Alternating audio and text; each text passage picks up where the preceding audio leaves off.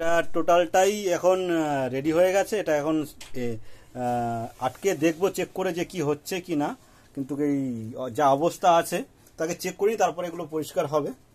ঠিক আছে, এটাকে একবার চেক করে নিই। এবার লাগিয়ে দাও।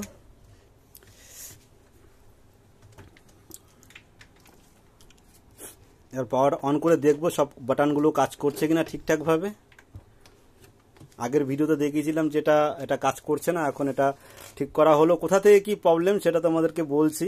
ঠিক আছে, এটা অনেক দিন যাবৎ সার্ভিসিং না করানোর ফলেও হতে পারে। এটা ধুলো বালি গিয়েছিল প্রসেসরের মধ্যে থেকে। Panel board deck 1 deck 2 mixture partition socket এইগুলোতে ধুলো পড়ে শর্ট হয়ে গেছিলো। ঠিক আছে, শর্ট হয়ে যাওয়ার কারণে পুরোপুরি বাটন কাজ করা বন্ধ করে দিয়েছে, যার কারণে কোনো কাজ করতো না। ঠিক আছে, তো এখন তোমাদেরকে দেখাবো যে এটা কাজ করছে।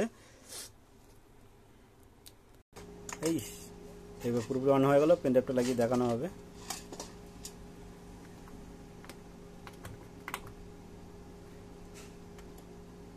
এই চলে আসলো, এই দেখো কাজ করছে।